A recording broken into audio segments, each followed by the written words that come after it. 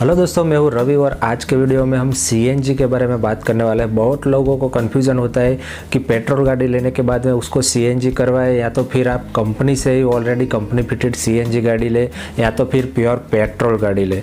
तो आज के वीडियो में हम इसके बारे में डिटेल में बात करने वाले हैं। सबसे पहले हम सीएनजी के क्या पॉजिटिव पॉइंट है, क्या नेगेटिव पॉइंट है, उसके बारे में बात करेंगे। ऐसे तो क्या है कि पॉजिटिव पॉइंट बहुत कम है सीएनजी के, नेगेटिव पॉइंट बहुत ज़्यादा है, 10-11 नेगेटिव पॉइंट है। लेकिन पॉजिटिव पॉइंट जो 3-4 है वो इतने स्ट्रॉन्ग है कि वो सब नेगेटिव पॉइंट को पीछे छोड़ देते हैं। तो उसके बारे में हम आज बात करने वाले हैं और वीडियो के एंड में मैं आपको 3 पॉइंट्स बताऊंगा दोस्तों।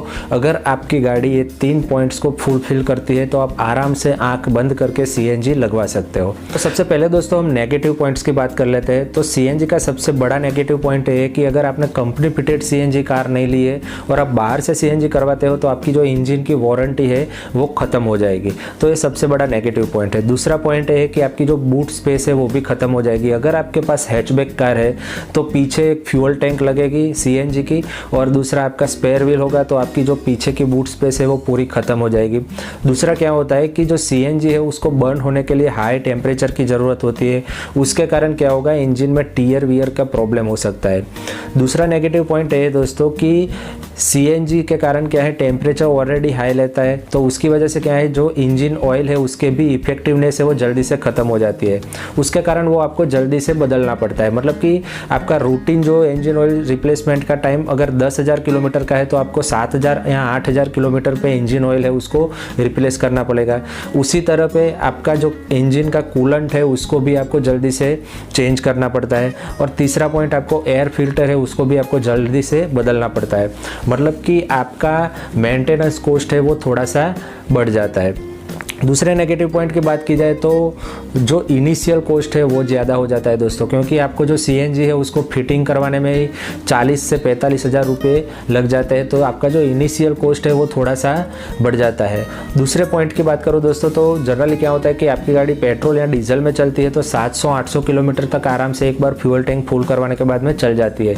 लेकिन सीएनजी में क्या होता है, 8 किलो या 10 किलो की फ्यूल टैंक होती है। उसकी वजह से क्या होता है, आपको हर 200-250 किलोमीटर में आपको सीएनजी है उसको रिफिलिंग करवाना पड़ता है। दूसरा मेन प्रॉब्लम दोस्तों ये हो सकता है कि अगर आप सिटी एरिया में रहते हो तो कोई दिक्कत नहीं है, आपको जल्दी से सीएनजी पंप है वो आपको मिल जाएगा। लेकिन अगर आप अर्बन एरिया में रहते हो तो आपको सीएनजी पंप जल्दी से अवेलेबल नहीं होता है, उसकी दिक्कत एक हो सकती है। दूसरी परफॉर्मेंस की दोस्तों बात की जाए तो सीएनजी से थोड़ा परफॉर्मेंस डाउन होता है। अगर मैं मेरा एक्सपीरियंस बताऊं तो मैंने खुद ने 90,000 किलोमीटर तक Hyundai एक्सेंट है वो सीएनजी में चलाई है, लेकिन मुझे परफॉर्मेंस में कोई दिक्कत नहीं आई थी। लेकिन अगर आप रूटीन में पेट्रोल या डीजल गाड़ी चलाते हो 1.2 लीटर की और अचानक से आपको सीएनजी गाड़ी दी जाती है तो थोड़ा सा आपको परफॉर्मेंस में लेग लग सकता है, लेकिन उतना ज़्यादा परफॉर्मेंस में डाउन नहीं जाता है दोस्तों। और दोस्तों एक नेगेटिव पॉइंट ये है सीएनजी लगवाने का कि हर 3 साल में आपको उसका हाइड्रो टेस्टिंग करवाना पड़ता है। तो आपको याद रखना पड़ता है और ये पीरियोडिकली टेस्टिंग करवाना वो कंपलसरी है दोस्तों। तो ये सब हो गए दोस्तों नेगेटिव पॉइंट्स। अब सीएनजी के 4 जो स्ट्रॉन्ग पॉइंट है उसकी बात करते हैं, पॉजिटिव पॉइंट्स की बात करते हैं। तो सबसे पहला पॉजिटिव पॉइंट सब लोग जानते हैं, बेटर माइलेज मिल जाता है।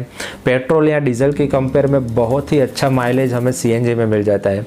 दूसरा दोस्तों, अभी के टाइम में क्या है कि पेट्रोल और डीजल के जो प्राइस है वो बहुत ज़्यादा बढ़ गए हैं, सीएनजी के प्राइस है वो बहुत ही कम है। तो इसके कारण हमें जो है रनिंग कॉस्ट है वो बहुत ही कम हो जाता है। तीसरा एडवांटेज ये है दोस्तों कि सीएनजी को बर्न होने के लिए हाई टेम्परेचर की ज़रूरत पड़ती है, लेकिन एक एडवांटेज ये हो जाता है कि इंजन जो है वो स्मूथ हो जाता है। मतलब कि इंजन में वाइब्रेशन और जो नॉइस है उसका लेवल डाउन हो जाता है और आपका इंजन पेट्रोल की कंपेयर में सीएनजी में स्मूथली चलता है। और एक सबसे बड़ा पॉजिटिव पॉइंट दोस्तों ये है कि सीएनजी जो है वो एनवायरनमेंट फ्रेंडली है। उसकी वजह से क्या होता है, पॉल्यूशन है वो बहुत ही कम होता है। अब दोस्तों बात करते हैं कि आपको सीएनजी कहाँ से डलवानी चाहिए। तो सबसे पहले तो मैं आपको प्रीफर करूंगा, अगर हो सके तो आप नई कार ले रहे हो तो सीएनजी कंपनी फिटेड लीजिए, जिसके कारण क्या होगा कि उसका इंजन को इस तरह से डिज़ाइन किया जाता है, उसमें ऐसी ट्रीटमेंट दी जाती है जिसकी वजह से आपको जो टीयर वियर का प्रॉब्लम है वो ना हो।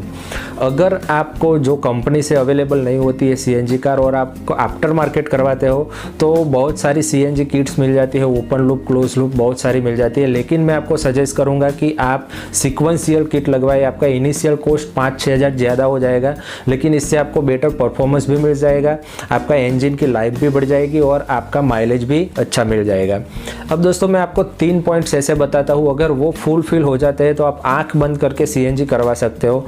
सबसे पहला पॉइंट है पावर टू वेट रेशियो। अगर आपके पास जो भी गाड़ी है उसका पावर टू वेट रेशियो ज़्यादा है तो आप सीएनजी लगवा सकते हो, लेकिन कम है पावर टू वेट रेशियो तो कभी भी सीएनजी मत लगवाओ। जैसे कि टाटा की गाड़ी, टाटा की मोस्ट ऑफ गाड़ी है उसमें क्या है, वेट ज़्यादा होता है और इंजन की कैपेसिटी थोड़ी सी कम होती है। अगर ऐसी गाड़ी में आप सीएनजी लगवाने जाओगे तो गाड़ी का परफॉर्मेंस पूरा डाउन हो जाएगा और आपको गाड़ी चलाने में थोड़ा सा भी मज़ा नहीं आएगा। फिर दूसरा पॉइंट है दोस्तों, अगर आपका डेली रन 40 से 50 किलोमीटर का होता है तो आप आंख बंद करके सीएनजी लगवा लो, जिसका कारण क्या होगा कि 1 साल के अंदर आपका जो पूरा सीएनजी लगवाने का जो खर्चा था वो आराम से निकल जाएगा दोस्तों।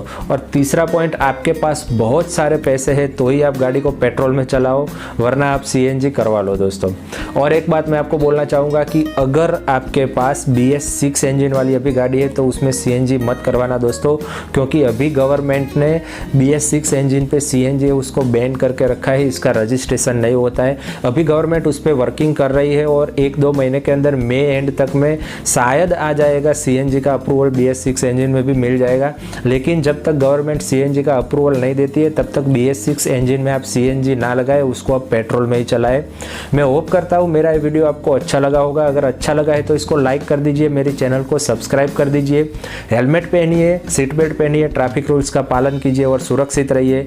मिलते हैं कोई अच्छे से नए वीडियो में। Till then bye bye, take care, love you, thank you very much.